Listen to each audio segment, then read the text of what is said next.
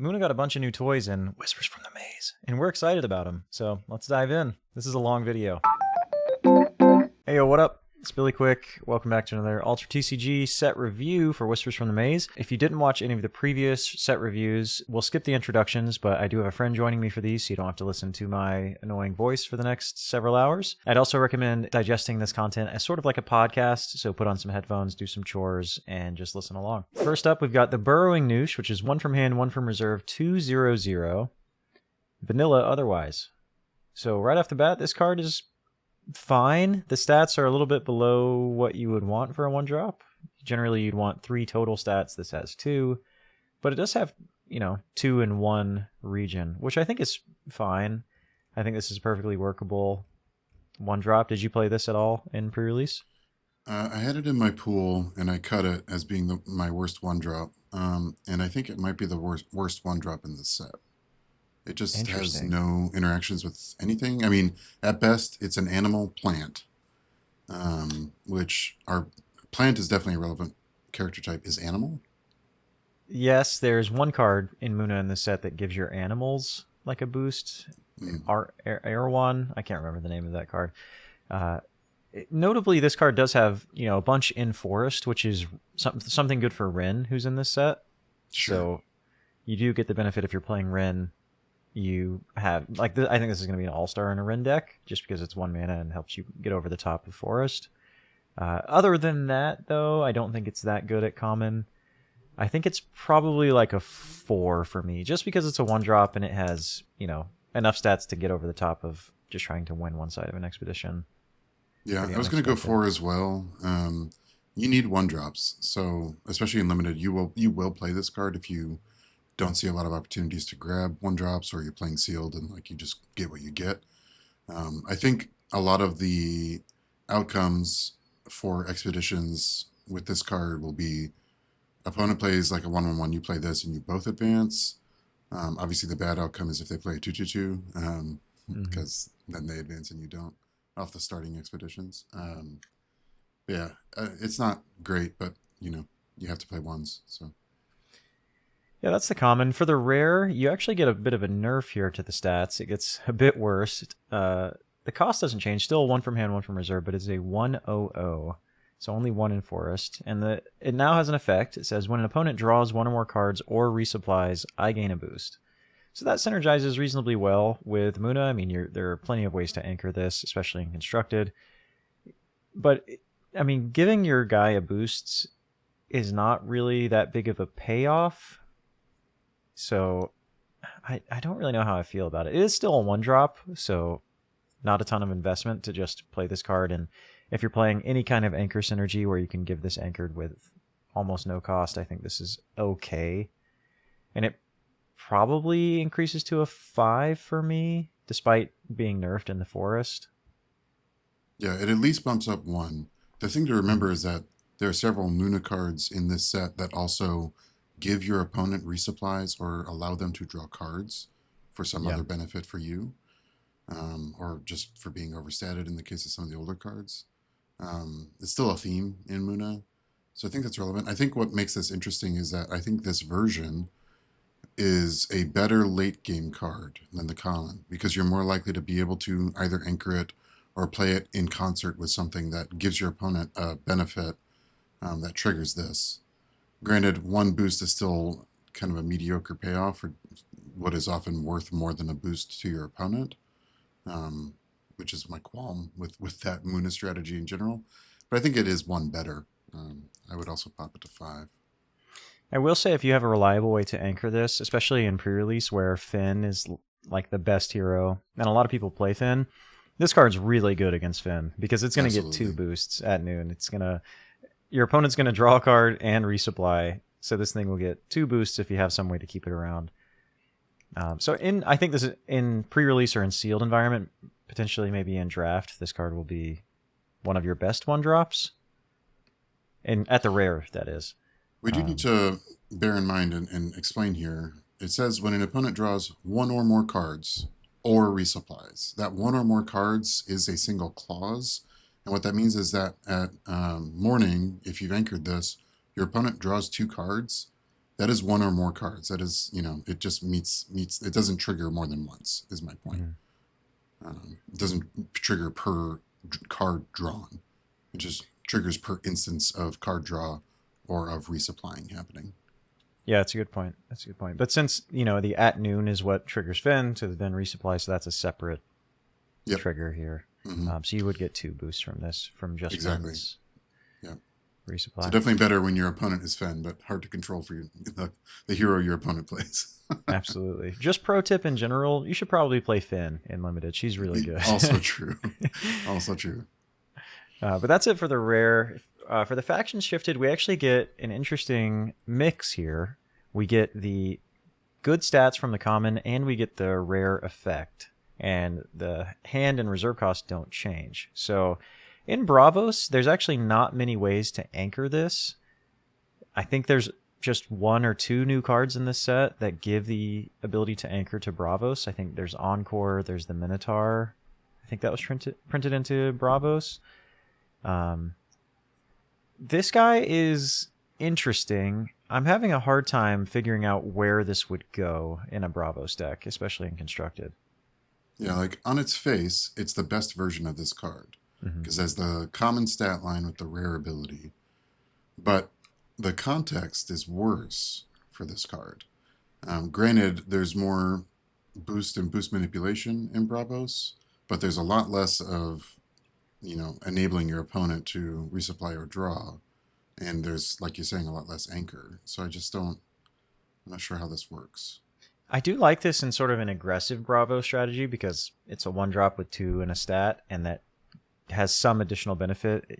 Maybe it's indirect, like your opponent will randomly draw or resupply on their turn, which, that happens, and you'll get a boost, and this guy will be even bigger for just 1 mana.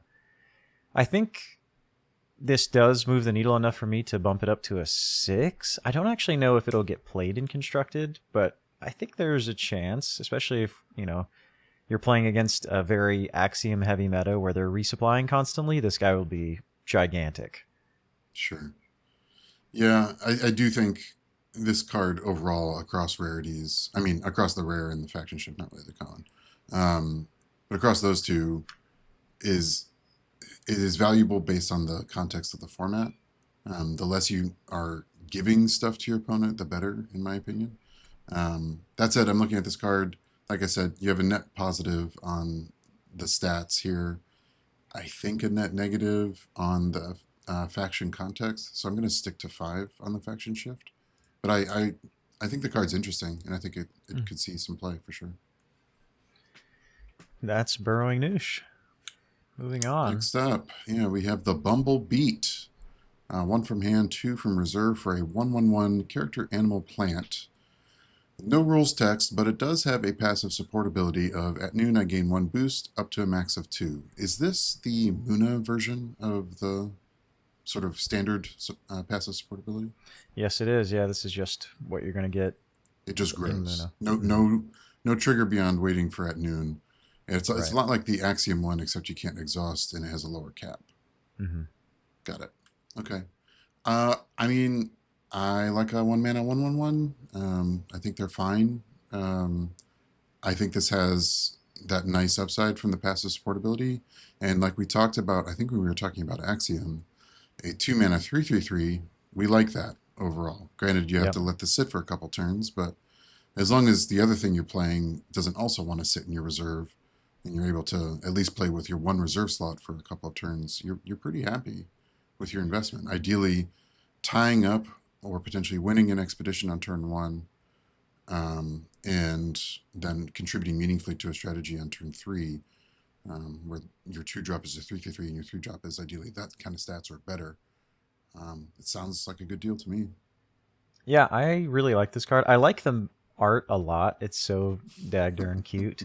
And then dummy extra thick, this Bumblebee. Yeah, this card is awesome. I think, like you were saying, a 1 mana 1/1/1. Generally pretty happy with that. And then on the following turn, at worst, it's going to be a 2 mana 2/2/2 from your reserve.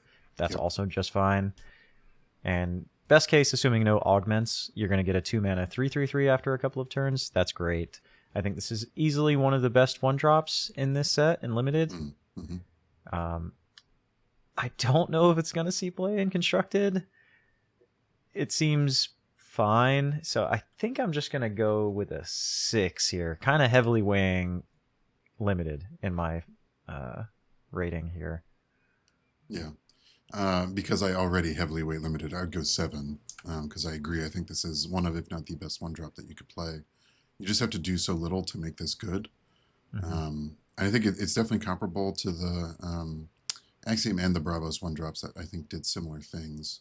But I don't know. I like it. I think it works. Yeah, there's not really a whole lot to say. It's a pretty basic card, but it's a good one. So, what do you think about the rare? Yeah, the rare we see a bump up in the reserve cost up to 3 from 2, but we also see an additional from reserve ability of I gain anchored.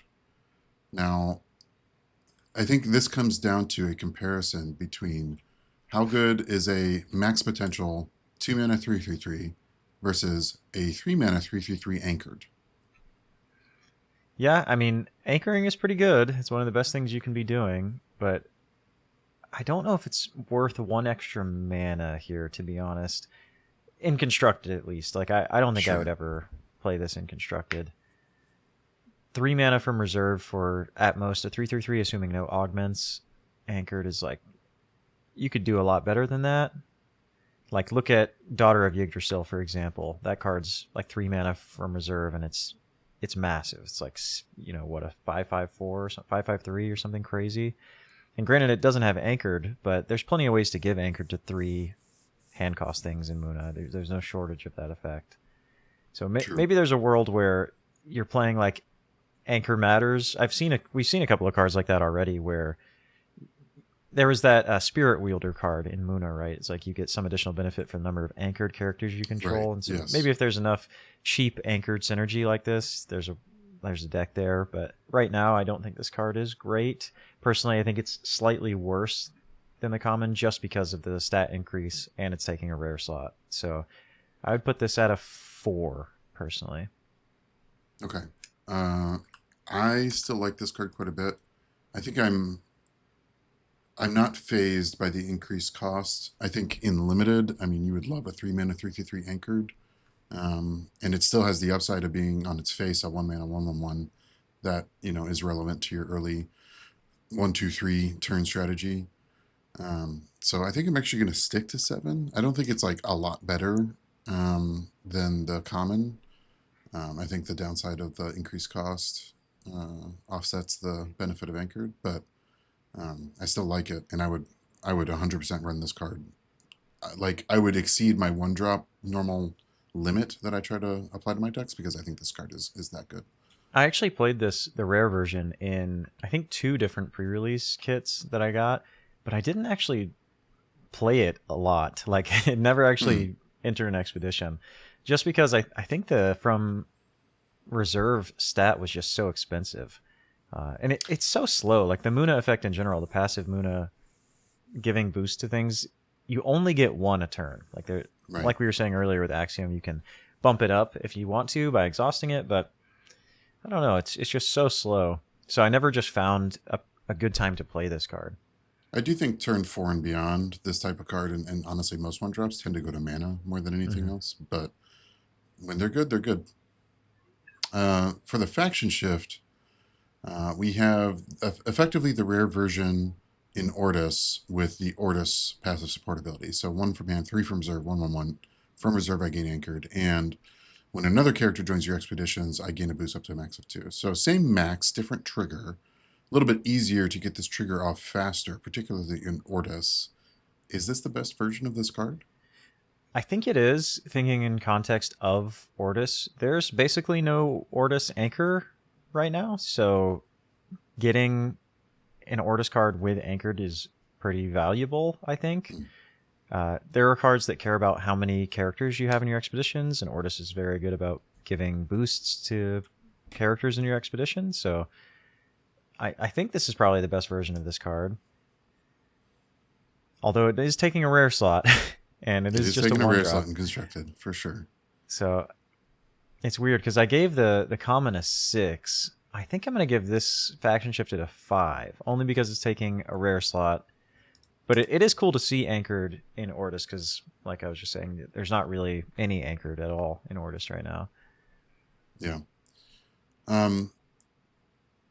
Again, because I'm so focused from the limited perspective, I do want to bump this up to an 8 for me. I think it is meaningfully better because of that passive support ability being much faster to trigger. You're far more likely to be able to play this for 1 on turn 2 and play something else. And then on turn 3, play this and something else again for maximum value and anchor it. And I think you're really on cruise control at that point. So I like it a lot. I'd love to play with this card. Yeah, it seems good. I love Bumblebee, especially the art. So great art. That is Bumblebee. Moving on to Fair Fox. This, I think, is... Oh, hold on. We're drifting. This, I think, is one of the best arts in this set. I absolutely love the art of this card. But Fair Fox is 2 from hand, 2 from reserve, 3/1/3. And it says, when you play me from hand, target opponent resupplies. So really good stats for 2 mana, but a pretty heavy downside to playing this card.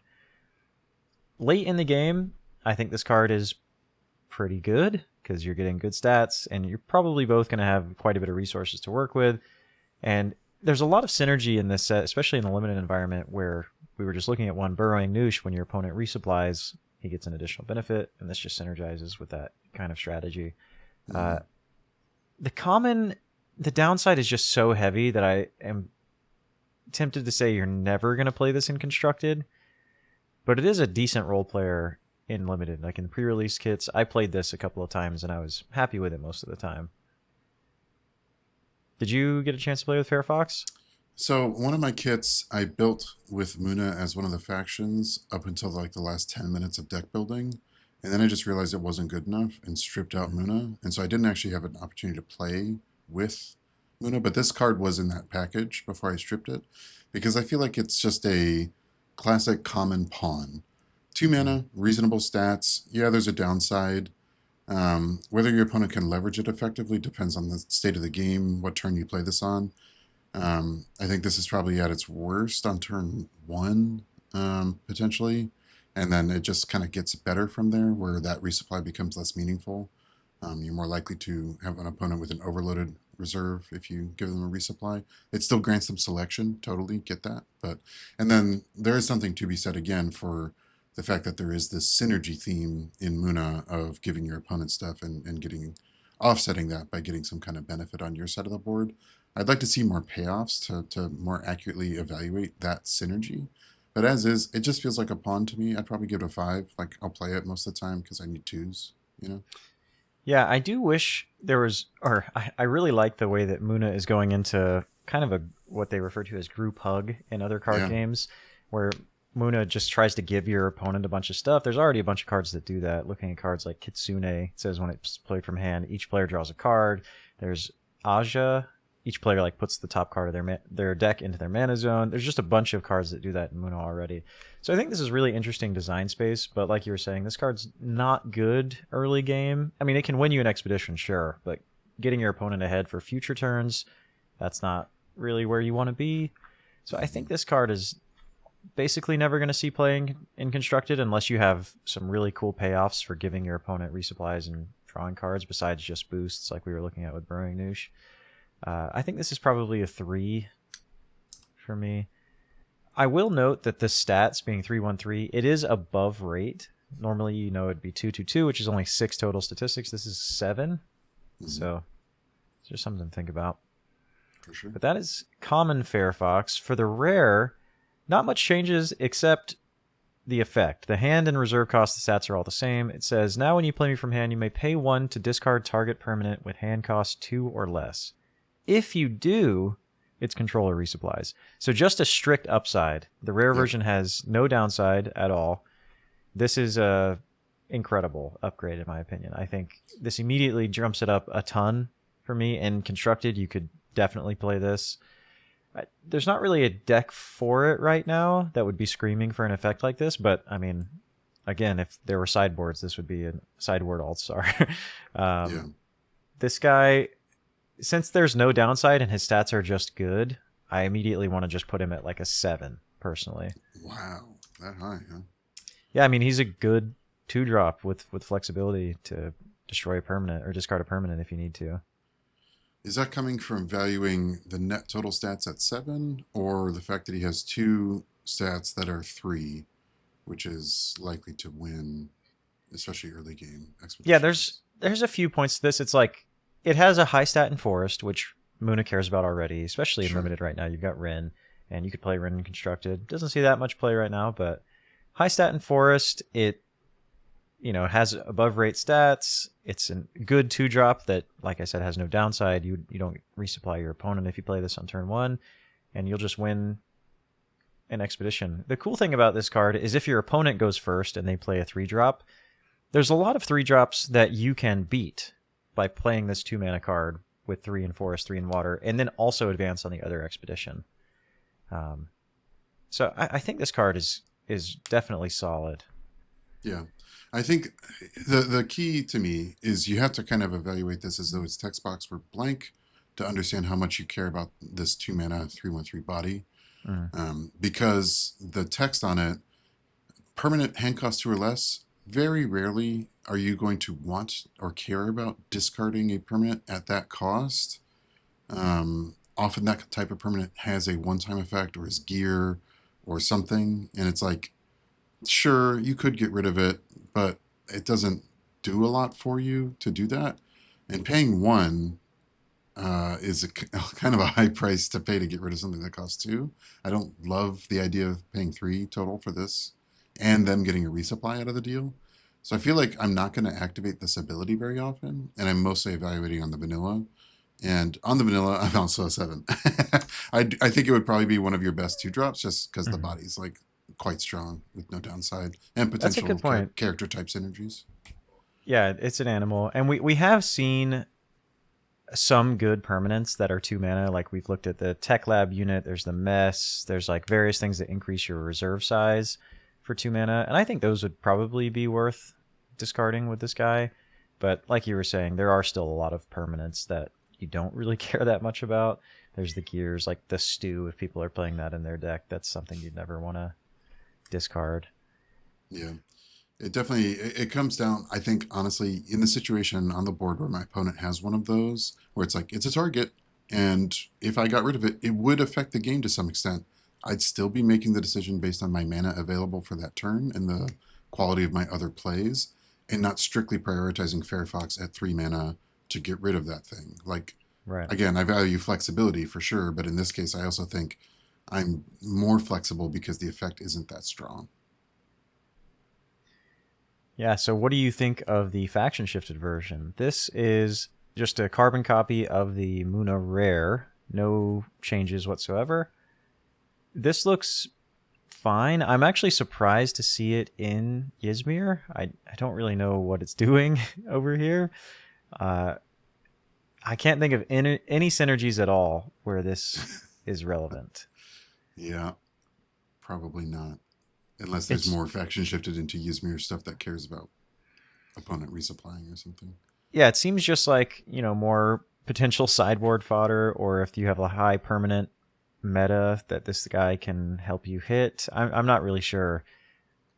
I don't really know how to evaluate this guy in the context of Ysmir because there are no similar cards like this at all in Ysmir.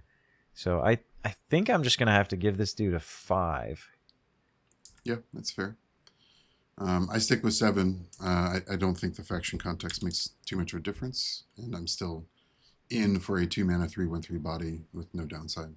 So, Yeah, I mean in constructed there's like I said, there's not much synergy. Like I don't really know where sure, this goes, so that's why I'm bumping it down a little bit. totally fair. But that is Fairfox. Moving on. Next up, we have yet another animal. This time, the cuddly corgi. Well, I'm talking about pretty adorable art. This is some Mm-hmm. pretty adorable art. 2 from hand, 2 from reserve for a 2/1/1 animal, like I said. When a character you control gains anchored, I gain 1 boost. What's interesting here is that if you anchor the corgi, it gets a boost because it says a character, not another character. Yeah. So I like that. I like having the option if you have some sources of anchored for anchoring this thing. It does have the classic stronger grass stat for Muna. But that said, you're getting a little under rate for your total stats against cost. 2 mana for 4 stats total, not ideal. I really would prefer my 2 mana characters to be 2/2s or better. Um, so, I don't know. I'd probably end up playing it a decent amount of the time, but I'm not in love with it. What do you think? Yeah, you probably only play this in a deck where you have a bunch of things that can anchor themselves already. So you play this guy first for a cheap cost, and then you play something that anchors itself, maybe the rare Bumblebeat, or like later on, and we'll be reviewing the Luminous Swarm, which is another Muna card that anchors itself. There's the Minotaur. There's a bunch of Muna support for anchoring. I think this guy is fine. As soon as you anchor anything and give it the boost, he is above rate. So I think he's decent. I don't know if there's going to be a constructed deck that cares a lot about anchoring everything. We've already talked about this to death. But if there is, he would be an all-star common in that deck. He would be, above rate. He's easy 2 mana card to play. I think he's just fine. So I would give him. In constructed, right, you'd use those set 1 support abilities that let you anchor something hand cost 3 or less. Oh, Anchor yeah, that's a this great guy point. most of the time, and he would just grow turn over turn as much as possible. Yeah, I think he's good. I'll probably give him a 5, just because I feel like 6 might be a little bit too high. Yeah, Because I agree. I opened this guy in the pre-release, and I don't think I played him. But again, in Limited, there's not a ton of ways to guarantee getting anchored, especially because it's kind of spotty for most of the factions. I think Muna is basically the only one, besides some one-off spells that gave anchored, like the Encore card that we reviewed in one of the previous videos. Yeah, I was going to go 5 as well, and that's mostly betting on the upside of you'll get at least 1 trigger when you play this on the day that you play this. Mm-hmm. In the circumstances where you don't, you're pretty unhappy, I think. So that's the common. Yeah, at the rare, we have the same costs and same stats. Slight change to our rules text here. When a character you control gains anchored, that character gains 1 boost. This is interesting because it de-incentivizes anchoring the corgi itself and far more emphasizes, okay, you bring this out and then you do a bunch of anchoring to really build up your board. And this guy's just a facilitator. He's effectively 2 mana, ideally, like, how often are you getting more than 2 boosts off of this guy on a given play of him? I think if you're going the full anchored support build, it's funny because they're kind of showing you or forecasting what kind of card you should be playing with this corgi. On the art here, you see the Spindle Harvesters, which is the 1 mana I come in and I get anchored. Sure. That's a really cute detail. I also just noticed there's less grass in the rare. He's more on wooden planks. Weird. Maybe it was harvested. Nice. So I think this is better. He's almost like a landmark or a permanent, in that he's an enabler for your anchored strategy in your character slot, which I think is cool. I think that's an upside, because a lot of the cards that you'd be playing in a deck like that care about anchoring characters, and this is just going to be another guy you can anchor that gets the benefit. So I think this is better. And like you were saying, if you're playing cheap anchor guys, think of Spindle Harvesters, think of Sneezer Shroom from the first set, think of any Muna hero that's good at anchoring, think of Arjun or whatever. I think this guy will likely be a role player in any kind of deck that cares a lot about anchoring. So I think he's better. I'm going to give him a 6 personally. Yeah, I was going to do the same thing. I think it is 1 better, because the thing is that it's actually still true. If you anchor the corgi, it still gets a boost, which is still good. So, and I think anchoring your source of boost tends to make sense for this strategy overall, at least in the spaces where you can distribute anchors where you want versus things that just anchor themselves. But yeah, I think it's better. I think net you'll probably end up putting more boosts on more relevant things and distributing your power rather than all eggs, 1 basket. When we look at the faction shift into Bravos, again, same cost, same stats. And it's the common text except one key change. When a character you control gains fleeting, I gain 1 boost. Notably, what this means is that when you play this guy from your reserve, it's coming in as a 3/2/2. Yeah, I think this guy's great. I wish I would have opened him in pre-release to have a chance to play with him, but I did not get this faction shifted version at all. I think this is the best version of this card because characters you control will just gain fleeting.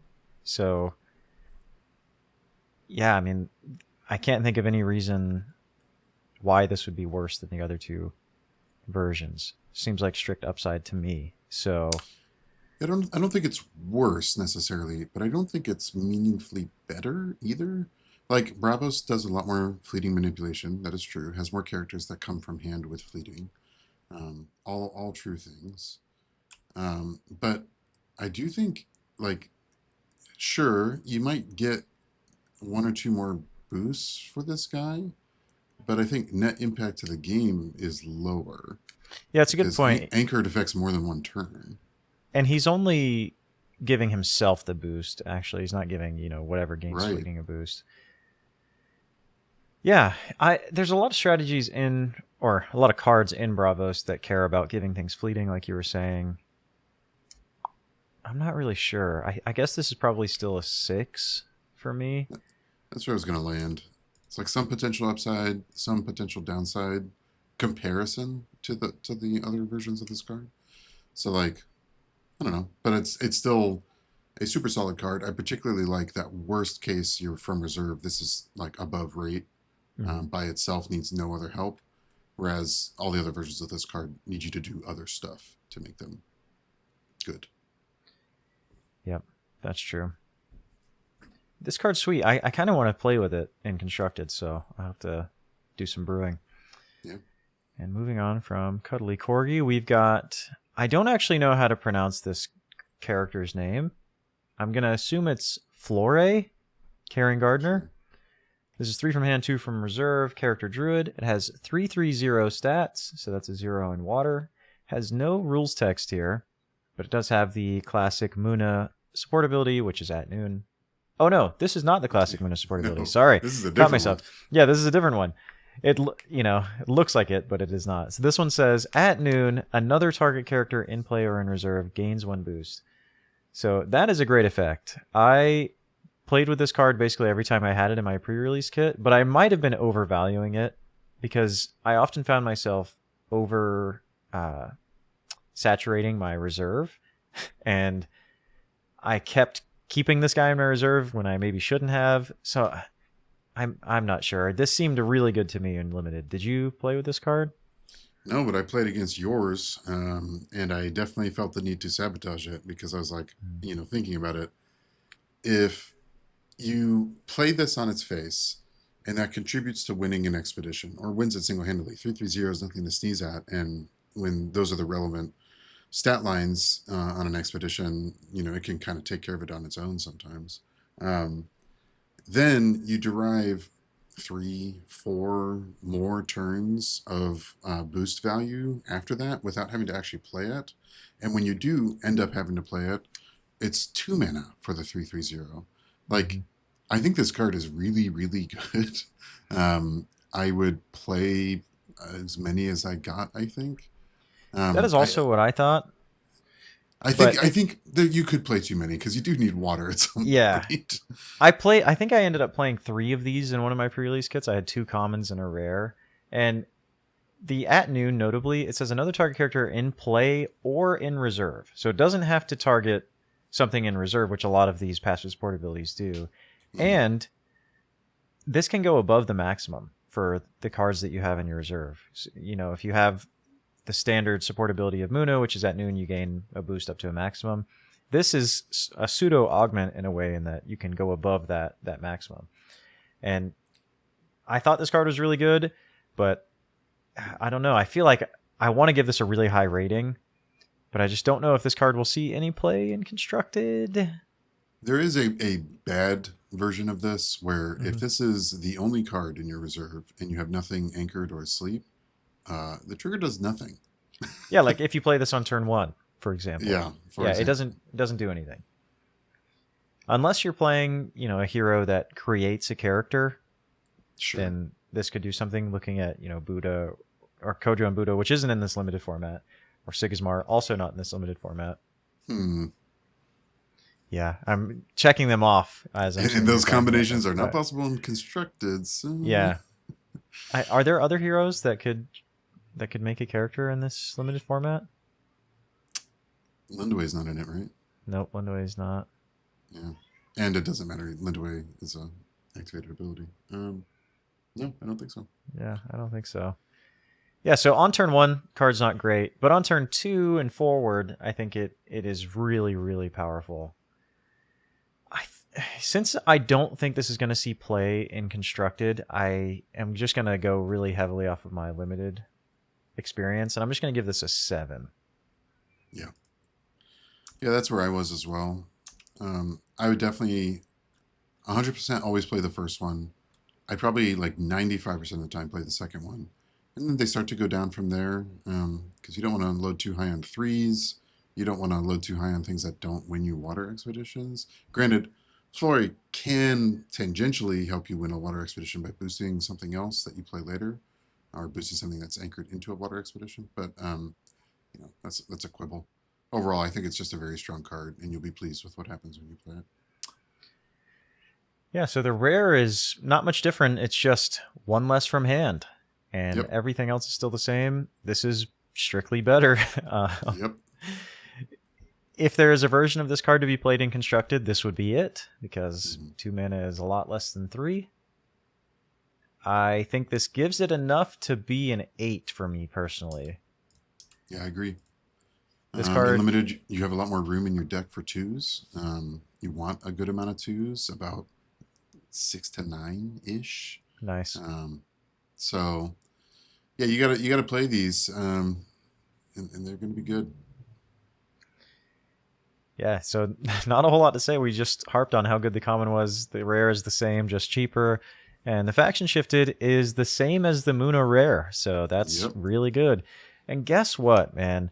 There's Finn in this set. She puts stuff into reserve at noon. You can stack these triggers in a way from that this Flore is giving the at noon another target character and player reserve gains a boost. You can stack those triggers in a way where Finn can resupply you, and then you can put a boost on a thing. So playing this on turn 1 is no longer a downside in Finn or in Lyra. This card is really good in the Lyra colors. I think this could even see play in constructed in Lyra, because if you're playing it in a Finn deck, you need that. You want that value. And it does have a 0 stat, which Lyra cares about.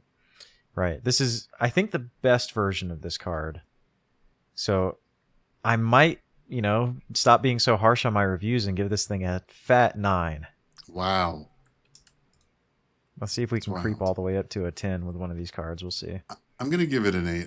I think it's contextually, yes. I think also this will contribute to reserve contention for Fenn. Fenn already can struggle with reserve contention.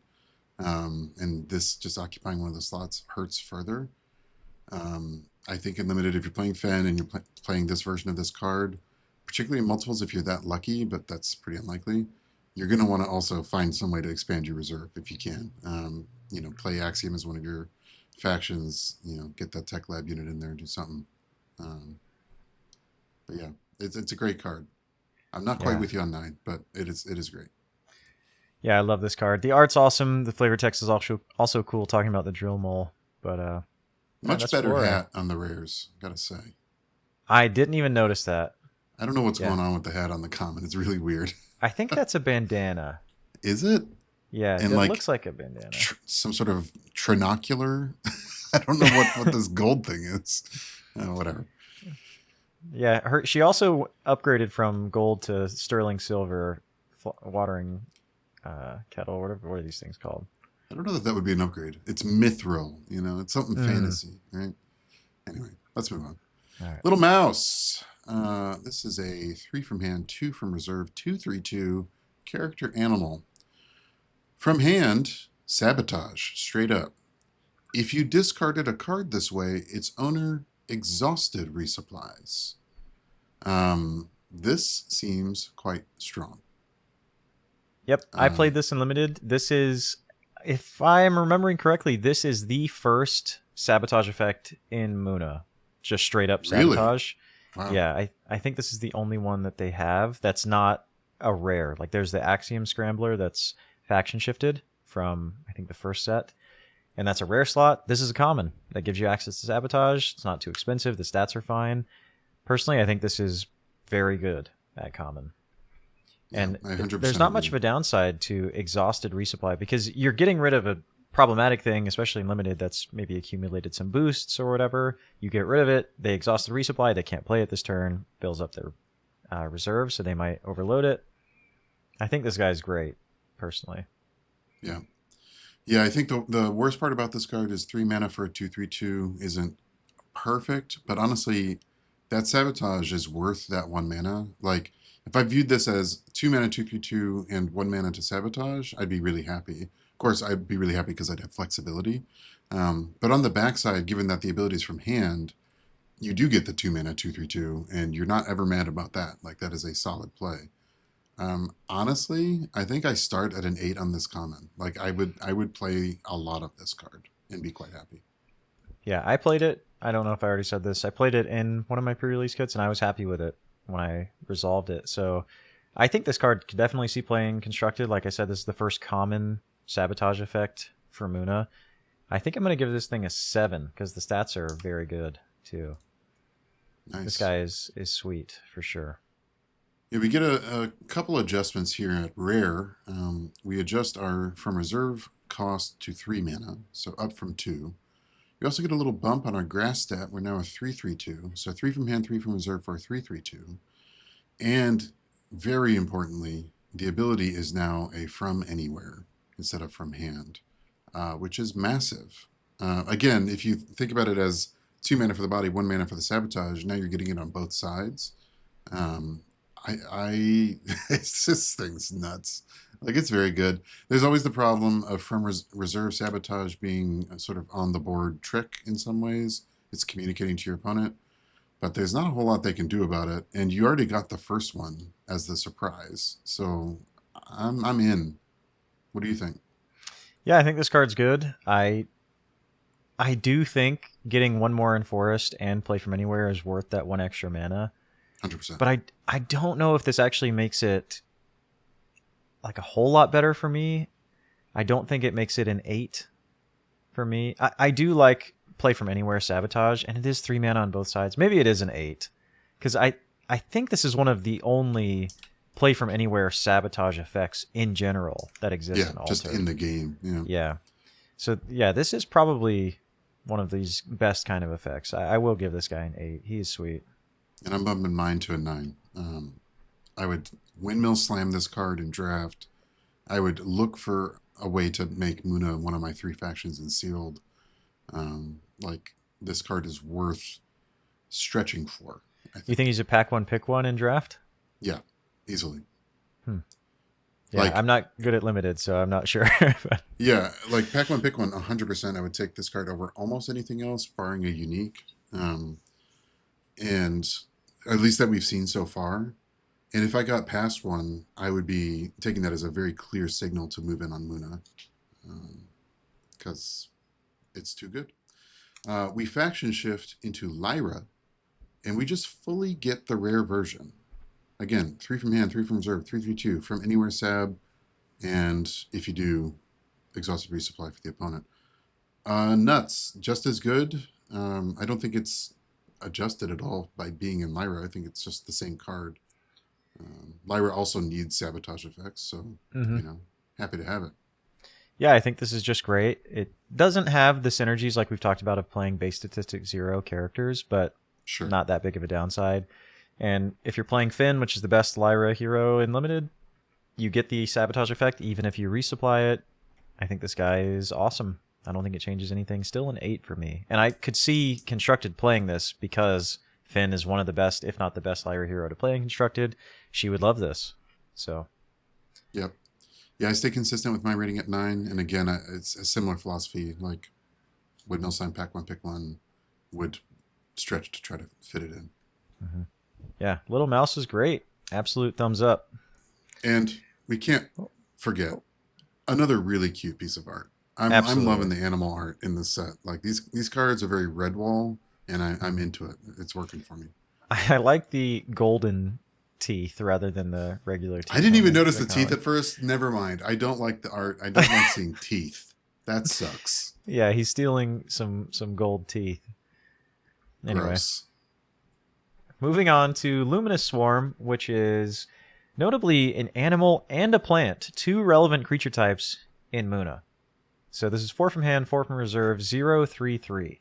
It says, when you play me from anywhere, I gain anchored. At noon, target character in play or in reserve gains 1 boost.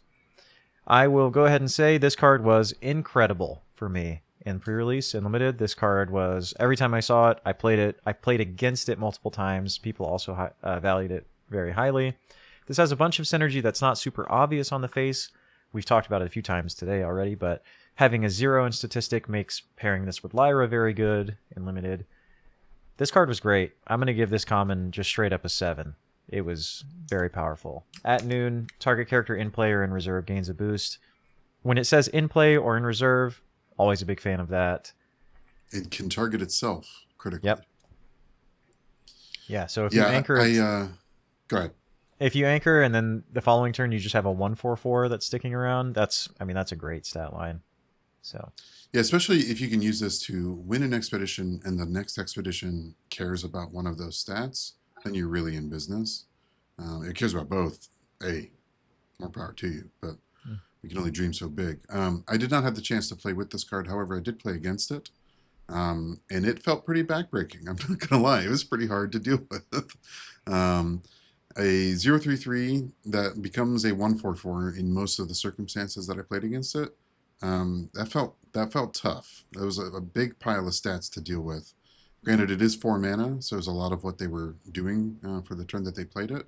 But then, man, that next turn, it was really hard to not, give up a double expedition win for the opponent because they just had this to start with, and then all of their mana to do even more crazy stuff. And it's like, oh, geez. So, I think 7 is a totally fair rating for this. It's very appealing. It's a draw into Muna for sure.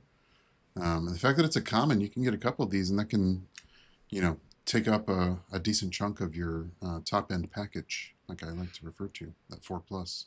yeah, we've already talked about, maybe there's a world where you just play a bunch of anchored and anchor matters and constructed, and this would be an all-star, I think, in that deck, especially a common.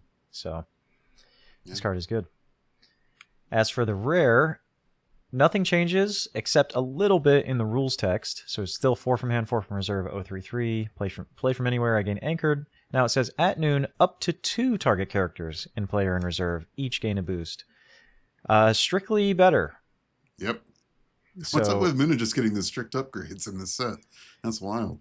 Yeah, this is great. It does take a rare slot, and if we're playing that constructed deck, this hypothetical one we've been talking about, where you're anchoring everything, this is amazing. You're going to have things sticking around, including itself, that you can choose in play or in reserve to give boosts. So I don't know if it bumps it up to an 8 personally, because there could be stronger things you could be doing with your rare slot in a deck like that. So I think I'm going to stick still at a 7 personally. I'm bumping to 8. I think this is enough better that I would be very happy to have this. And like in the world where I have somehow too many of these, I would cut the common before the rare, and that tells me that I value the rare more for obvious reasons. So. Yeah, so onto the faction shifted. This is just the common going over to Ortis. So it's 4 from hand, 4 from reserve, 0/3/3. Play me from anywhere, I gain anchored. At noon, target character in play or in reserve gains a boost.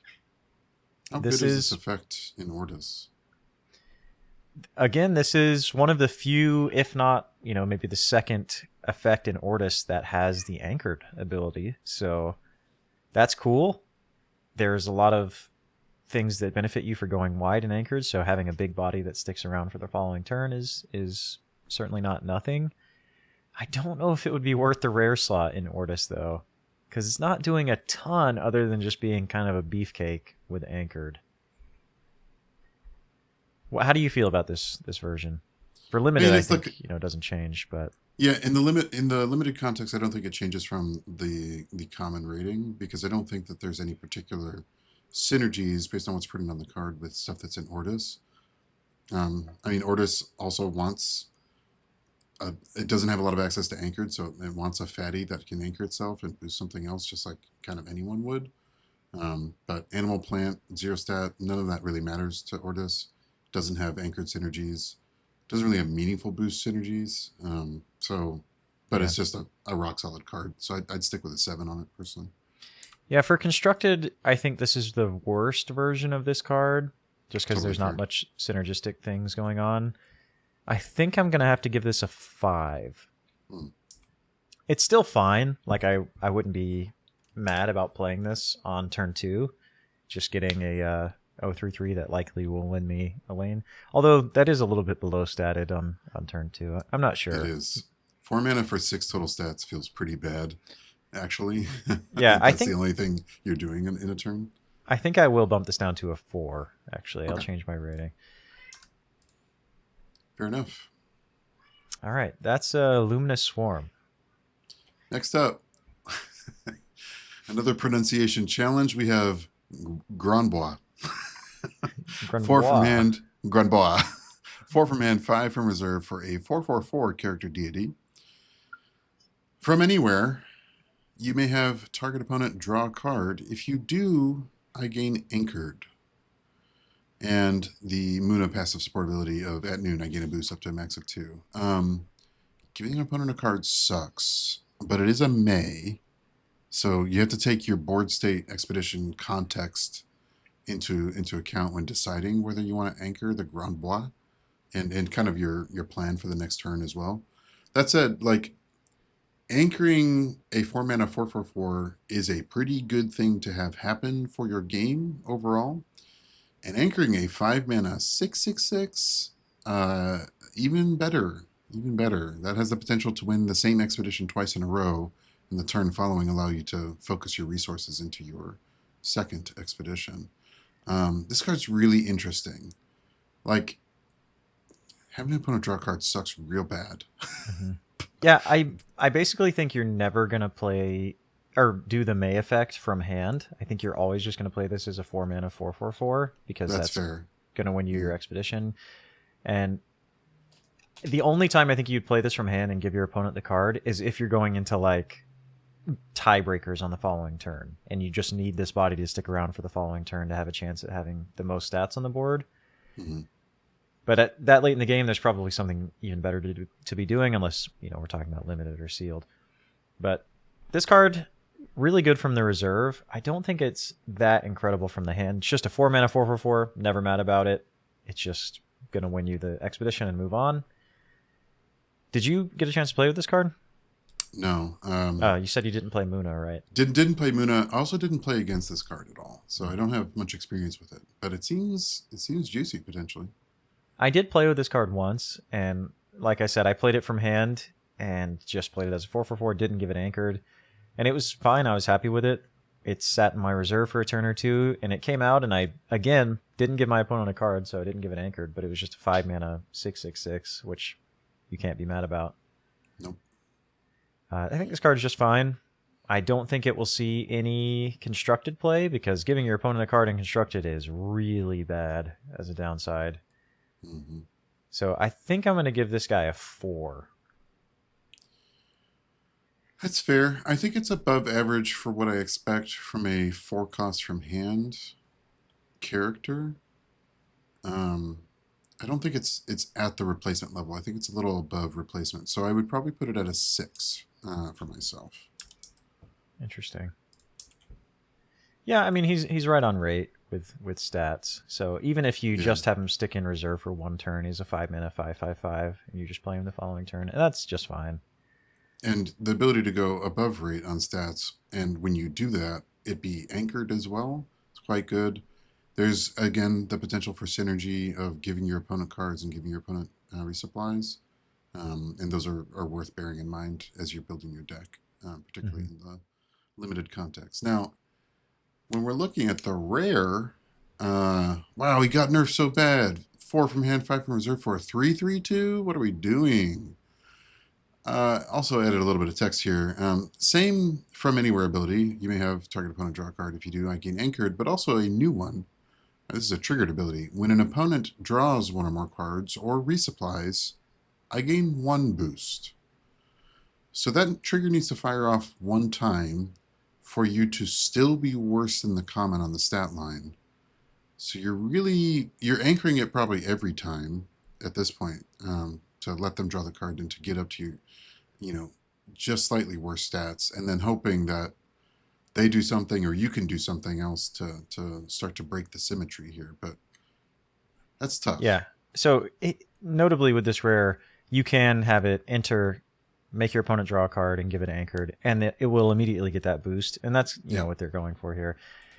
And like Brian was saying, there's a lot of synergies. We were just looking at Little Mouse, for example, where you can sabotage them, exhausted resupply.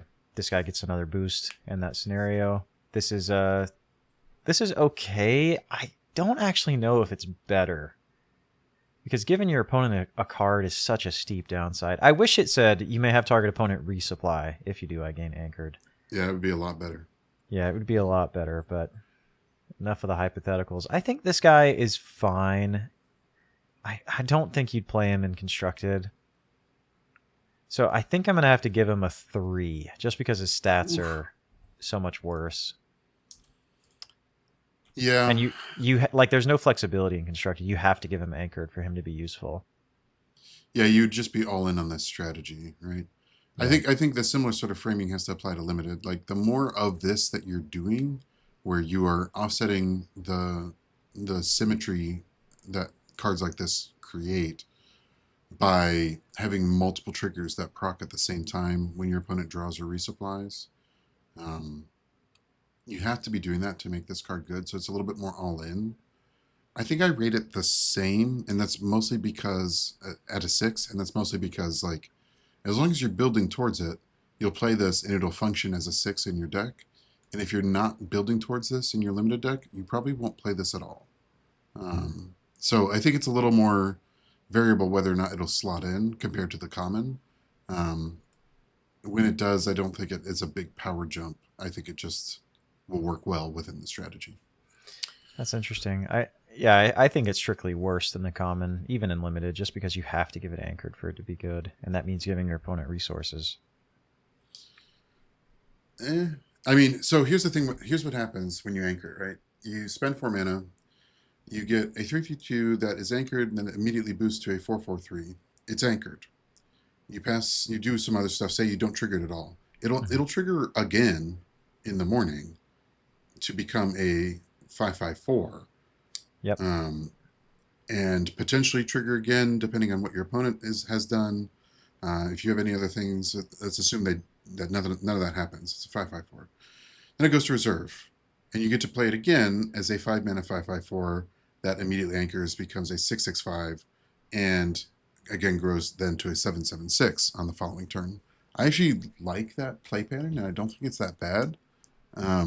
Triggered growth over a period of turns with things that your opponent already wants to do, I don't think is that bad. I think this will probably, in most circumstances, gain a minimum of 2 boosts and the potential for at least 1 or 2 more in any given, life cycle of this card being in your expedition. I don't think it's bad. It's not great. Yeah, I see what you're saying. But the faction shift God version, forbid your opponent is playing Finn. Yeah. Then you're going nuts. Then you're going nuts for sure. So if everybody you're seeing is putting Finn on their playmat in front of you, yeah, you should play this rare every time. Board this guy in real quick. Yeah. The faction shifted version is just the same as the rare. It just has the Ordis passive support ability, which is when another character joins your expeditions, I gain a boost. That's easier to do. It's less slow than the Muna one, which is, a maximum of 1 boost a turn, unless you're augmenting, of course. This is, I wish this guy was a bureaucrat. Because in Constructed, you could put him to sleep, and then, you get a lot of benefit from this. I don't really know how to rate this guy. Yeah, I don't either. If I'm being Again, it's honest. another opportunity for Ortis to anchor their stuff, which is funny. Yeah. We were talking about how there's not much of it, and now there's a bunch of it in a row. And that matters a lot for Ortis effects that care about your character count, which is a fairly common sub-theme in Ortis. It's funny because I think you would play this in Constructed in like a Waru deck, because there's a lot of cards that want your opponent to draw and resupply and give you additional benefit for that already. And this kind of synergizes with that right away, because if you already have something that is asleep or just woke up from the previous turn, that, let's say a Quetzalcoatl, for example, that has the same line: when an opponent draws or resupplies, it does something. I think the Quetz gives you a 1/1/1. So this can immediately come down. Quetz is in play. You give your opponent the card, and it gets its effect. The Quetz gets its effect, and you got an engine going there. It's not a bureaucrat, so it doesn't synergize that well. But I don't know. I think this is okay. In the decks that you're playing this in, I think this will just be a fine addition. But most of the time, I don't think you're ever reaching for this card in Ortis and Constructed. So I think that means I'm going to have to give this a 4. Okay. For context, you gave the Moonarare a 3. Yeah. That still makes sense? I don't know. I don't know what I'm doing over here. Yeah. Fair enough. Thinking of the synergies that I came up with, yeah, it seems like this is a 4. Okay. But, I'm being as consistent as I can. It's a tough one to evaluate, yeah. I'd be interested to see if there are any comments on this one for sure. I think I would give it a 5. I think it's a little bit worse than the Moonarare version in Limited, especially because there's like you'd really only want to be playing this in an Ortis and Muna deck, where Muna is doing some amount of this gifting of cards and resupplies. Or again, your opponent's just playing Finn, and you just get lucky. But it feels a little bit worse in the Ortis context overall, for Limited in particular. How is this guy not a plant? Is what I'm wondering. That's He a looks great like question. a tree. He do be looking like a plant for sure. Yeah. He's got limbs growing out of his shoulder. He's at least, maybe he's standing in front of a tree and is wearing leaves. Yeah, that's possible. Well, that's Grand Bois. Grandpa. Grimbois. Moving on take us through Aron here. Yeah, Aron. So 5 from hand, 5 from reserve, character Spirit, with a stat line of 4/4/6 in water. It has Scout 2, and it says when you play me from anywhere, animals you control gain a boost. So this is one of those animal synergistic cards. You can actually see a bunch of corgis on the art of this card, seemingly so out of place and wherever they are. But this card is cool. It has a decent stat line for 5 mana. You can do a pseudo after you by scouting it if you just, don't have much else going on in your turn. I think this card is just fine as a top end in Limited or in pre-release. In Constructed, there's not a ton of animals, I don't think. We just saw the corgi, and I think the swarm was maybe an animal. But I'd have to look to see how many animals exist. It would be maybe fun to brew some kind of animal matters list and have this as your top end card. I think this card is just fine. Did you get a chance to play with this card? No. Again, I didn't play Muna. That's right. My bad. Play against this card, I should say. I don't think I played against it either, but I do like the potential, especially in synergy with cards that are in this set. Like, a lot of the animals are cheap. So you can see a turn 4 play where it's like, I play an animal for 2, I play another animal for 2, and I scout this bad boy for 2, and my animals are bigger, I played them on both sides. Awesome. Ideally, some of those came out of your reserve because they're cheap and you played them earlier for their front half. And then later, 5 mana 4/4/6 that boosts another 2-drop that you played. You're not mad about that either. That could happen the next turn, right? So I think this card's pretty solid. I think it's also kind of replaceable in a lot of ways. And the value of the scout and of the trigger, the play from anywhere ability really depends on the composition of your deck, the subtypes that are in your deck. Another card that makes you have to look at that and think about it. Although at least animals are pretty clear. If a card is an animal, you can usually tell pretty quickly from the art. So I don't know. I think I probably give it a straight 5. I think it's like a classic high-end pawn, you know? For sure. Since I don't know how many animals exist, I feel like I can't rate this card too highly for constructed. So I think I'm going to give it a 4. I think there's potential since it has Scout, but yeah, I'm not sure. Maybe I'd have to brew some kind of animal constructed deck and see if this thing is a good top end in that kind of strategy. Totally. As for the rare, so this guy is quite different. So instead of 5 from hand, 5 from reserve, he is 4 from hand, 4 from reserve, and his stat line changes to 4/4/5 down from 4/4/6, and the rules text is otherwise the same. So seemingly strictly better, just, less stats overall, but also cheaper to play. Let's not cheapen our language. It is not strictly better. I think you were just willing to get that 1 mana discount and pay 1 water stat to get it. It also, in limited, it makes you more susceptible to some of the removal. There's Requiem, which I think is one of the best removal spells in this limited format, which we haven't actually gotten to yet, but it's in this Muna color, and it can target things that cost 4 or less from hand. So it's now targetable by effects like that. So there is a downside, but I do think this is better. If you're playing this in your Animals Matter deck, it's probably one of the best cards in your deck just because the stats are so good, and it has Scout, gives boosts. So I think it is meaningfully enough better to get a point from me, and I'll give this guy a 5. Yeah, I bumped to 6 because I, like you, am perfectly happy to pay the 1 water stat cost to get a 1 mana discount on this body. I'm happy to play 4 mana 4/4/5 even if I don't have any other animals. Yeah, like that is a stat line I'm pleased with. I'm also much less likely to scout this because I want to enjoy the stat value I get for that cost. Yeah, I think you've convinced me. I think this is a 6 for me, just because the stats are so good. I mean, it's hard to argue. Yeah, 4 mana to get 13 stats. You were pleased with that outcome. That's the rare. So moving on to the faction shifted into Lyra. This is kind of crazy. So this is 4 from hand, 4 from reserve, 4/4/0. So you have completely dropped off the entire stat of water from 5 down to 0.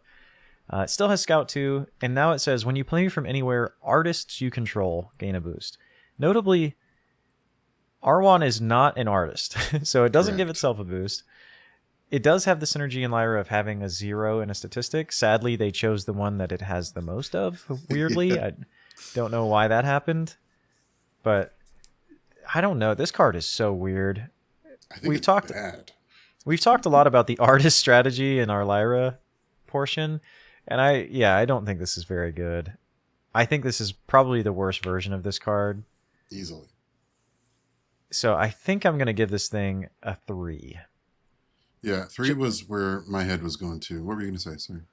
Yeah, it has some redeeming qualities in that a 4 mana 4/4/0 is already something that Lyra does, and you're playing that kind of effect occasionally in your decks.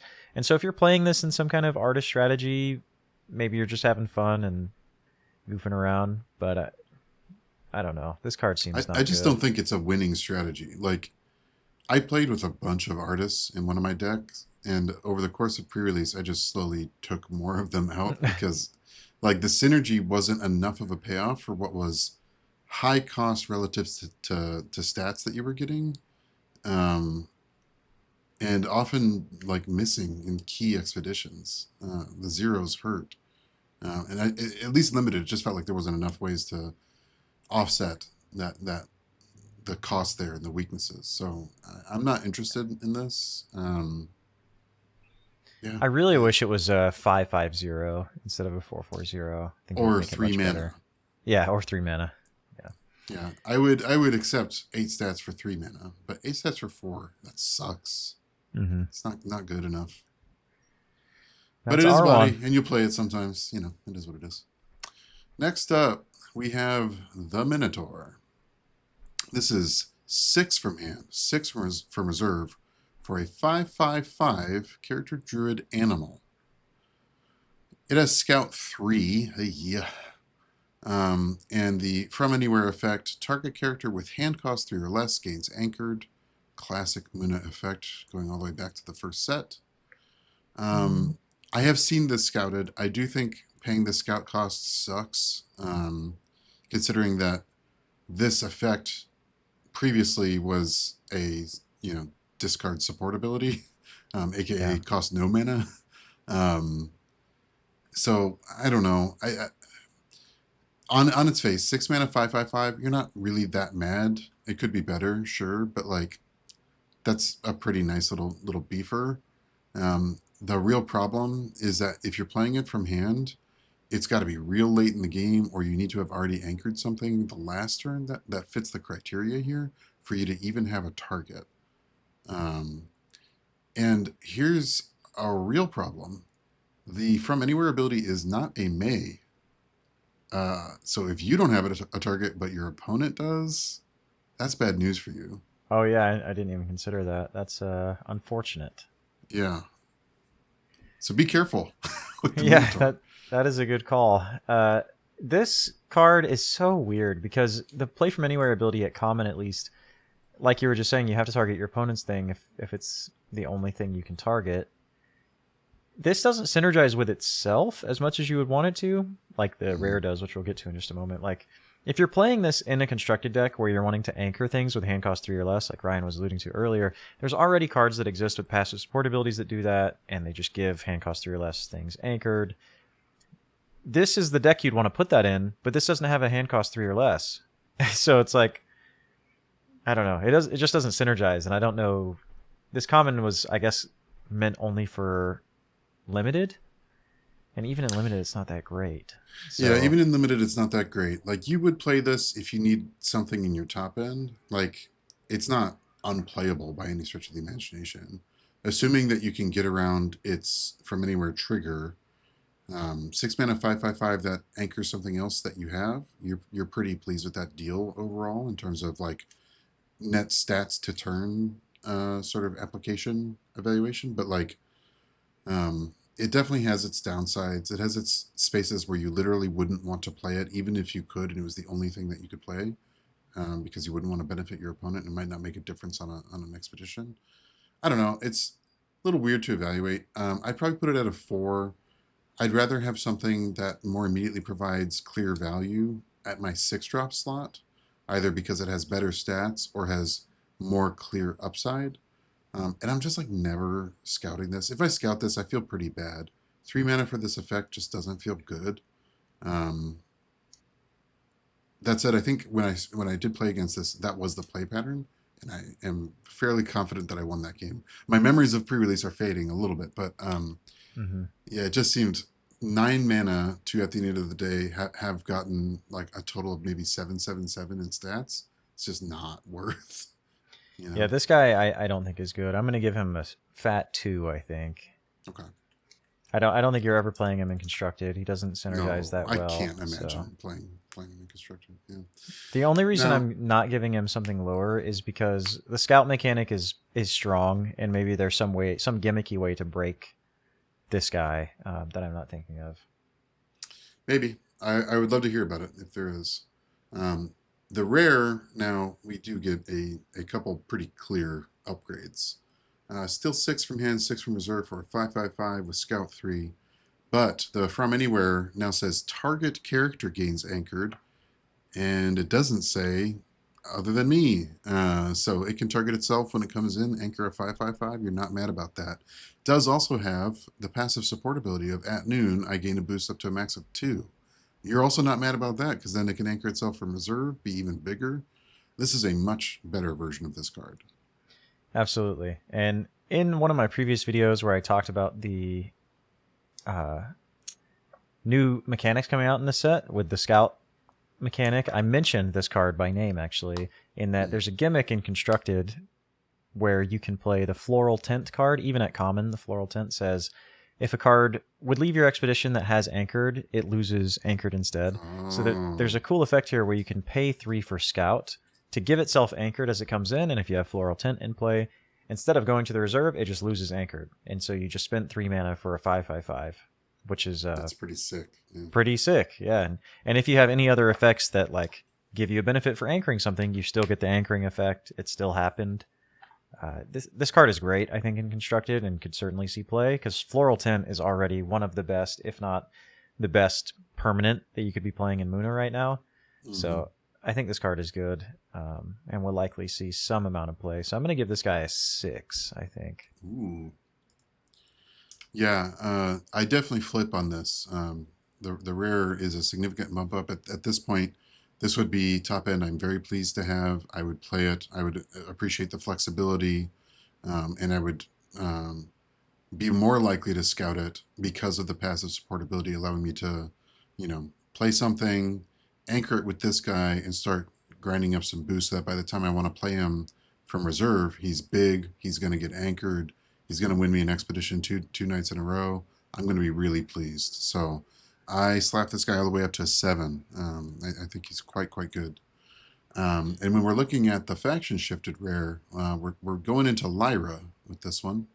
And we do get the rare version of, again, 6 from hand, 6 from reserve, 5/5/5 scout 3, target character gains anchored, and the Lyra support ability of when you play a character with a base statistic of 0, I gain a boost up to a max of 2. Notably, unlike Aran, no loss of stats to get this faction shift. Still a 5/5/5, not a 5/5/0 or whatever. That does make the trigger a little harder to get, though, on getting the boosts. What do you think? Absolutely. Yeah, for Constructed, I don't think you're ever playing this card. Yeah. It doesn't really slot into the decks where the passive support ability will matter, because it itself doesn't have a 0, like you were just saying. And it's just not that good. At 6 mana 5/5 anchored, that's like fine, but there's better things you can be doing. Like playing 2 3-mana plays in Constructed is oftentimes going to be more beneficial than playing just a 6 mana thing right away and then not getting to react to what your opponent does. I think this guy is right back to being not playable compared to the Muna rare. So you lose that gimmick, where you can't Floral Tint and just pay a discount for your Minotaur. So I think this guy is probably a 3 for me, just because you could play him and he probably wouldn't be the worst thing if you're just slotting a rare into your Lyra deck.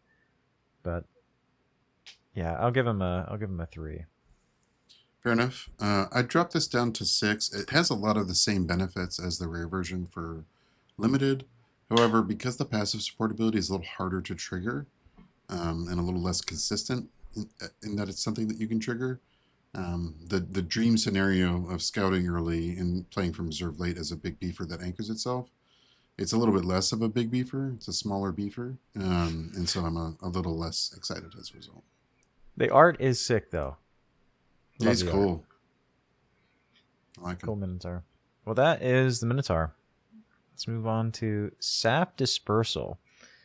So I had a chance to play with this card during the pre-release, but let me tell you about it real quick. It is 1 from hand, 2 from reserve. Spell Boon. It says characters in your reserve gain 1 boost.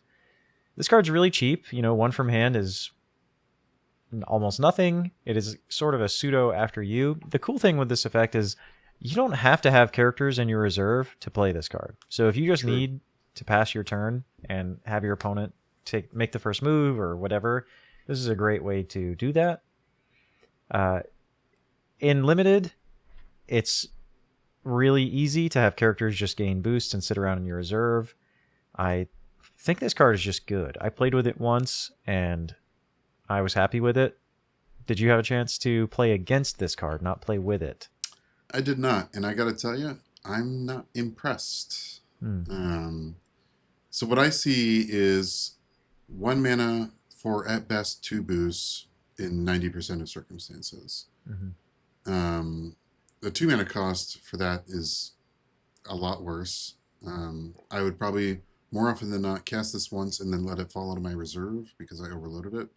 And I don't know that I want this effect or care about it. Like, I kind of don't want to spend cards that give such a small amount of boost to such a small amount of targets. And I think the scenario you laid out of 1 mana to literally after you is a very bad use of a card. Like, I don't want to do that. I want some benefit for my 1 mana after use, like with Scout or whatever. I just don't think most decks have room for this kind of effect. Like you already need to play about 2/3 characters. Your 1/3 non-characters need to be pretty impactful, removal, permanents that accelerate your strategy, some form of synergy, whatever. And like this just doesn't do any of that. It just makes a couple things a little bit bigger, and I don't care. Do we want to compare this to what I think is one of the most comparable spells in this set is Cup of Sap? It's the same spell from hand and reserve, same cost, 1 and 2. But that just says, at the common, it says a character in your reserve gains 2 boost. So do you think this card is better or worse or no different than Cup I of think it's Sap? worse than Cup of Sap, but like I also don't think it's a huge difference. I also don't want to play Cup of Sap. Mm-hmm. Like Yeah, I don't remember what we I rated gave, Cup of Sap. you gave Common Cup of Sap a 2, and I gave it a 3. Okay. Um, so again, I'm in a similar spot. Sometimes I'll end up playing it because I just straight up ran out of stuff for slots. This is better than a mana convergence. Yep. But like I'm not excited when I draw this card. I'll probably mana it far more often than not. And when I play it, it's just not going to affect the game that much. Yeah, so I think I'll stick with my rating of Cup of Sap and just give it a 2 as well, because it doesn't do nothing. It's not a... You I don't were think you it's a were win. talking much higher on it before I started talking. No, you're right. You're right. I remember playing with it, and I was like, "This card's not bad for 1 mana." You know, most of the time it gave me 2 boosts for 1 mana, kind of spread out. It wasn't all eggs in one basket like Cup of Sap was. Hmm. So I was generally okay with this card. I think I don't know if I played the common though. I might have only played the rare, which the rare is much better in my opinion, but it's 2 from hand, 2 from reserve rather than 1 from hand. It also now has fleeting, and it says double the number of boosts on each character you control and in your reserve. Yeah, this is a lot better. Yeah, this is really, really good. As you've seen in some of the previous videos, there are characters that give themselves a lot of boosts. Looking at the Hydra, for example, that we talked about. This thing makes him way bigger for only 2 mana. The cool thing about this card is it also chooses, or you can also choose characters in reserve and you control. So It's this everything. card's, yeah, this card's great. It's everything everywhere, and it's not just +1. It's double. Granted, double 0 is still 0, and that's not great if they don't have any boosts. But if you're generally playing a strategy where most stuff is getting some amount of boosts most of the time, this should be like significantly better than the common in most circumstances. This is the type of this effect I'm much more likely to play. Yeah, for only 1 more mana, it's so much better. And notably, if you're doubling boosts on a character, that does count as giving a character a Mm, boost. So for yes. heroes that matters for, just something to keep in mind. I think this card is much better. I'm going to give this, I think, a 5, because I could see you playing this in some kind of random Muna boost constructed deck, because we've seen some support for that, and I think there's potential for a deck like that to try and exist. Might not have enough cards for it yet, but in the future. Yeah, I'm at 5 on it as well. I would probably play the first one of these in most of my Luna Limited decks, and try to build towards it if I pick it up early in a draft, or if I have the ability to adjust my construction in sealed.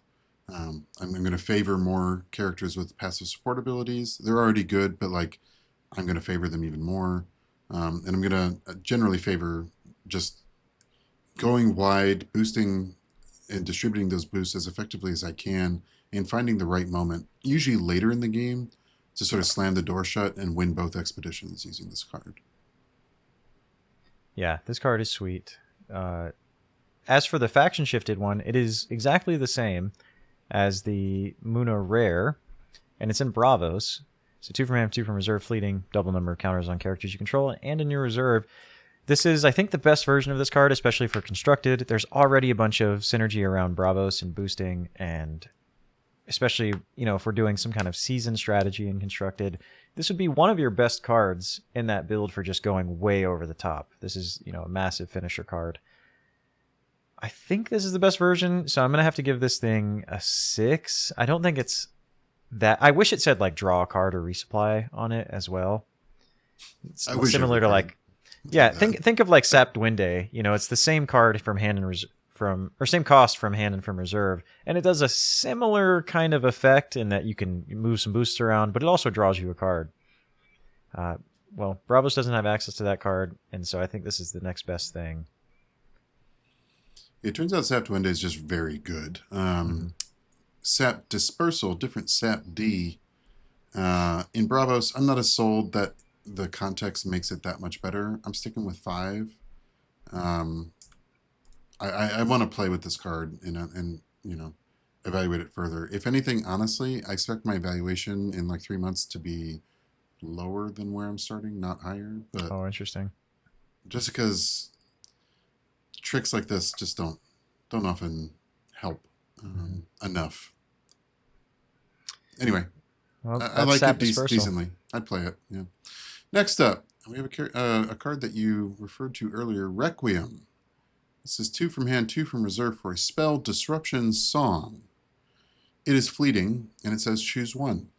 Discard target fleeting character with hand cost 4 or less, or discard target permanent with hand cost 4 or less.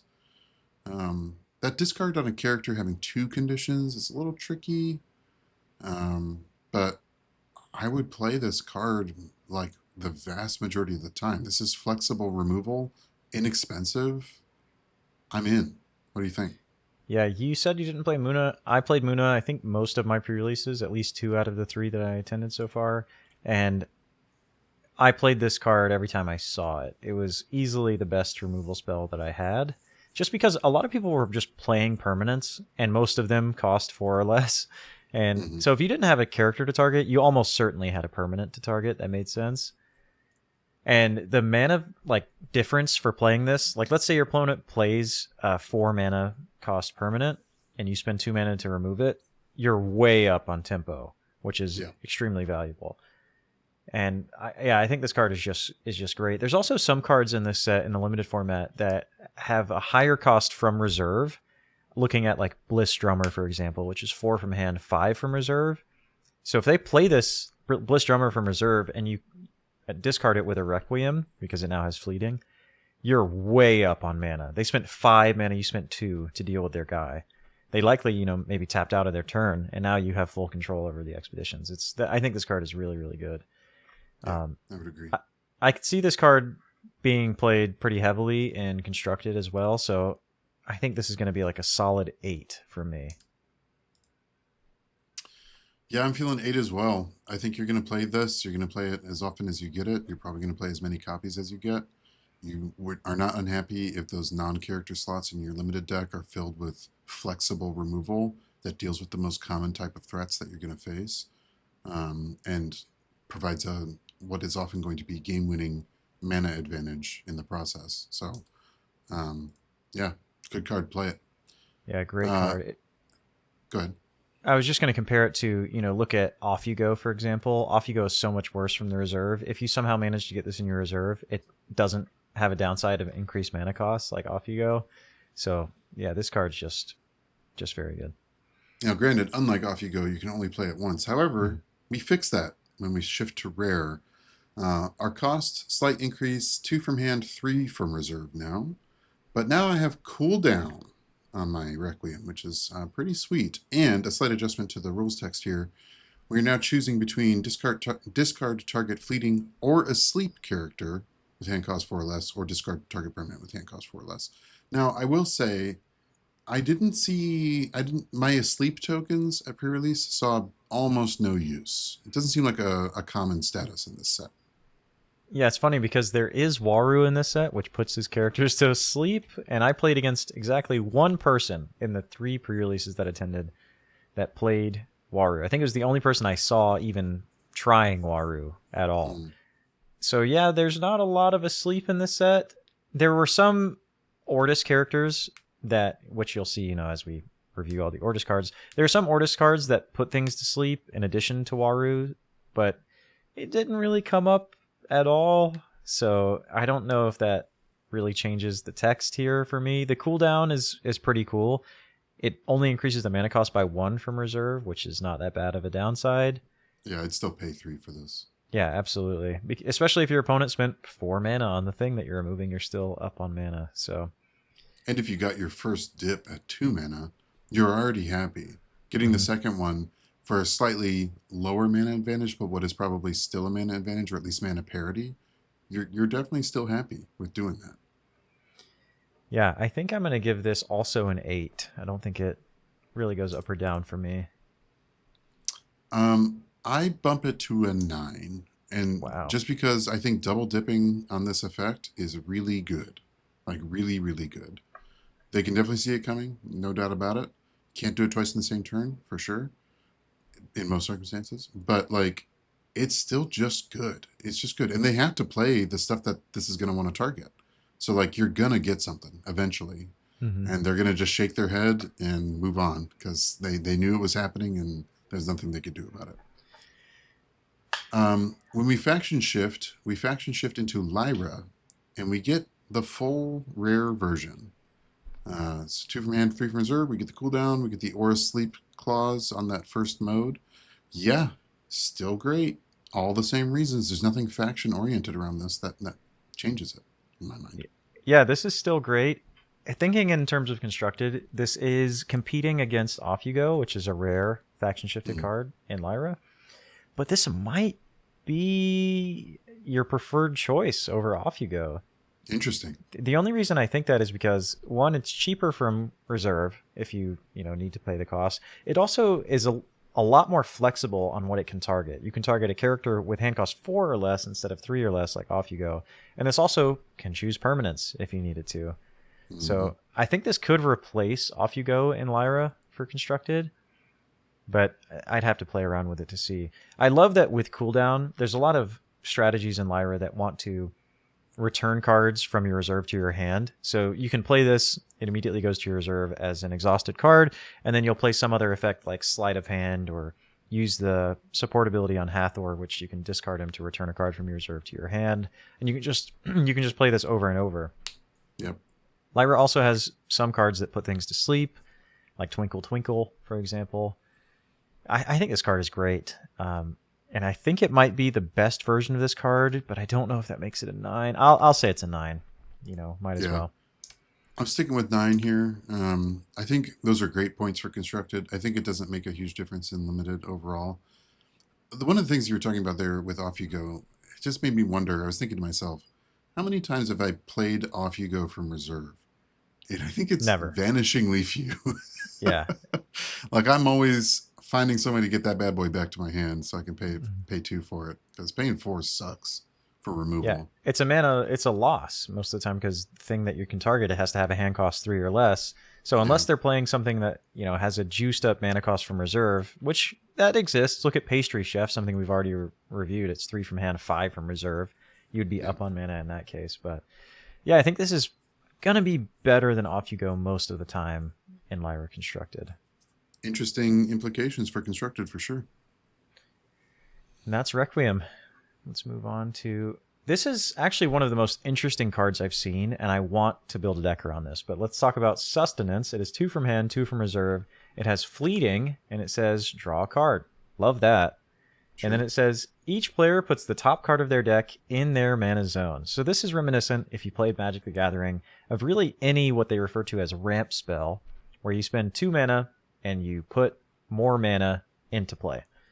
The downside is you're doing this for both yourself and your opponent. But you do get to draw a card.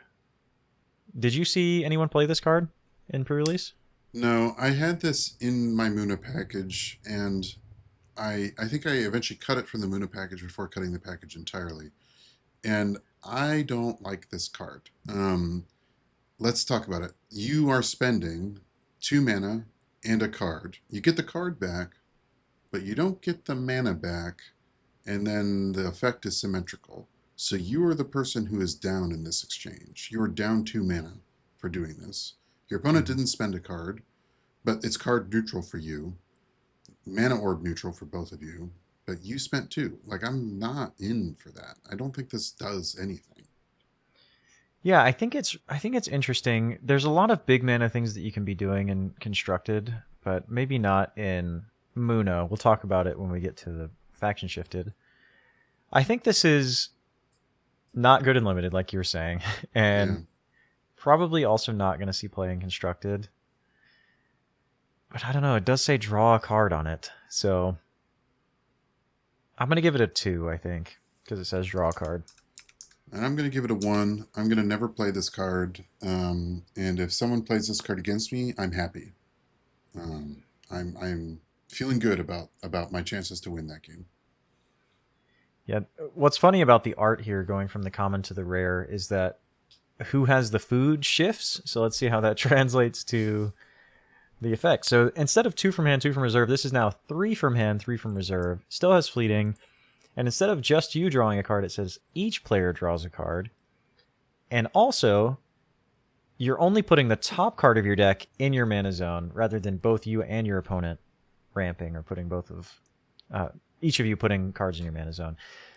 I don't know if this makes it better, honestly. I think it makes it worse. Yeah, it makes each player drawing makes a card bad card worse. Ugh. Yeah, this is so weird.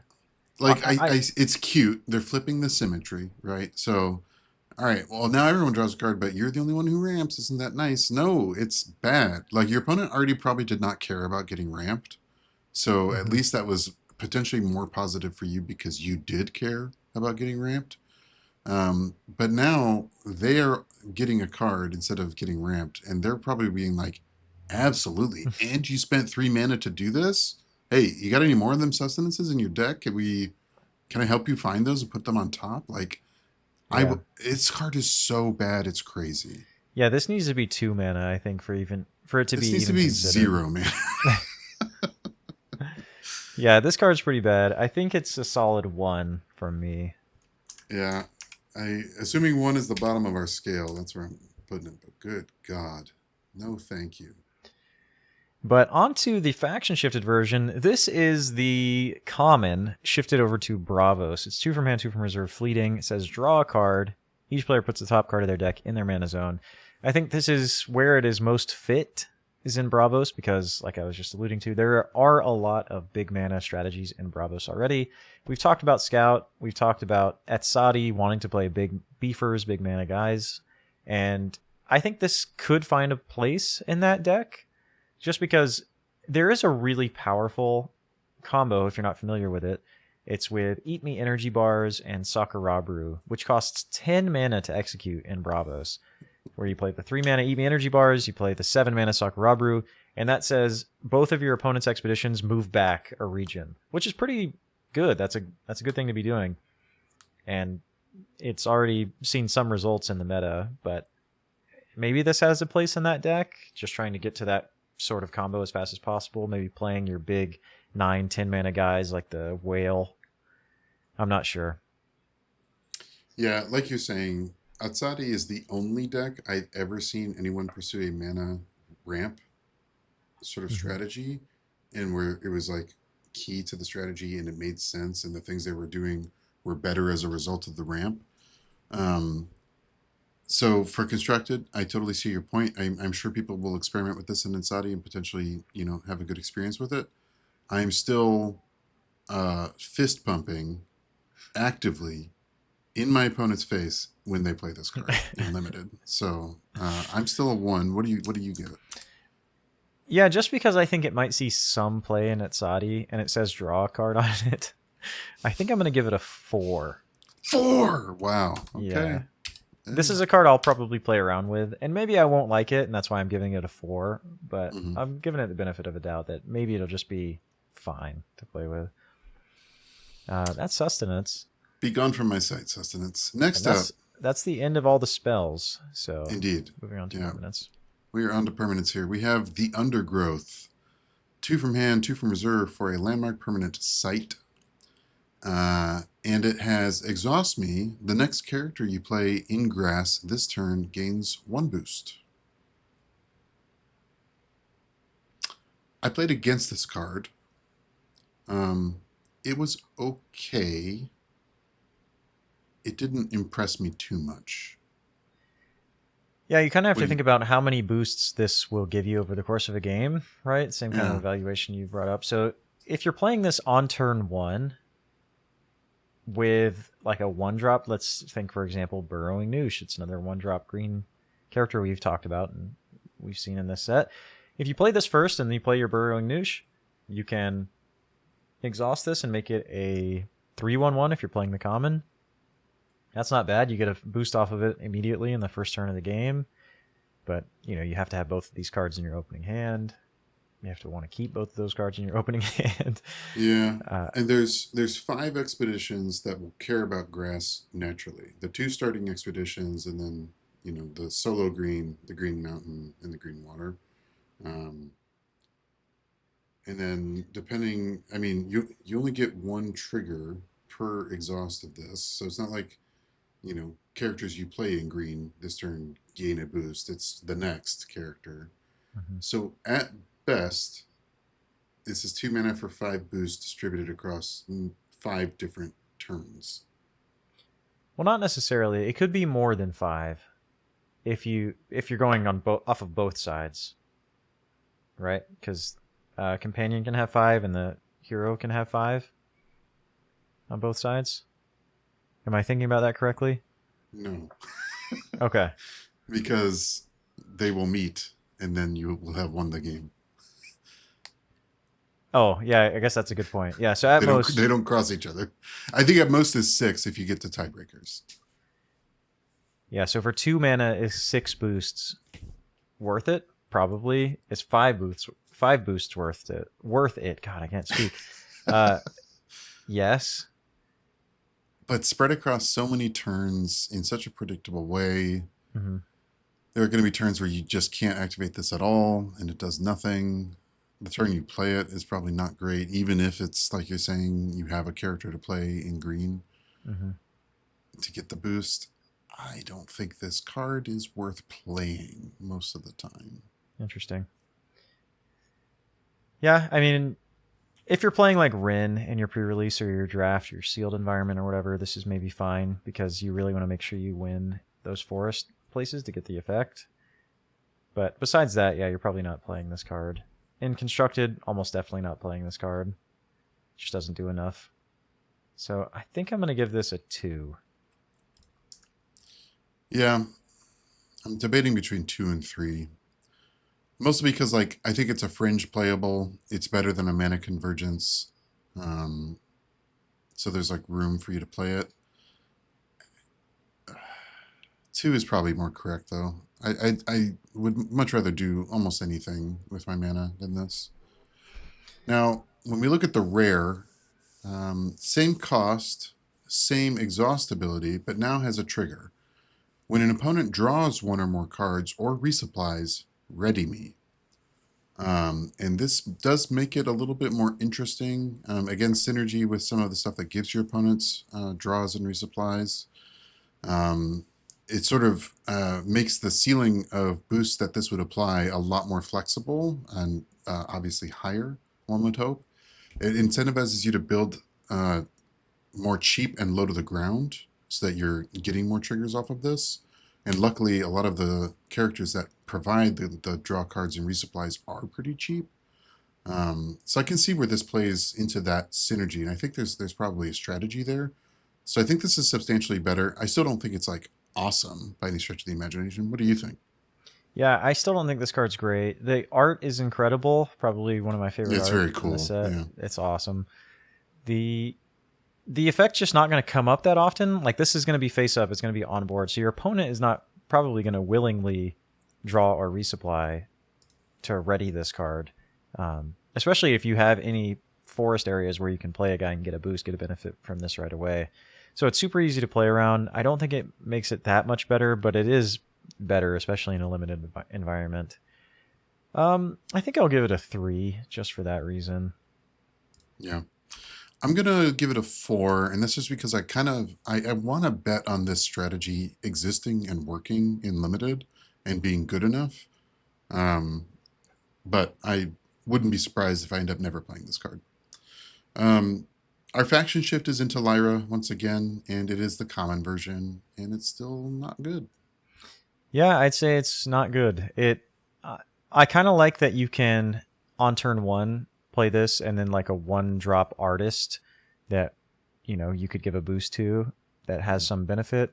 I'm thinking of the basest, but I can't even remember what the basest effect was.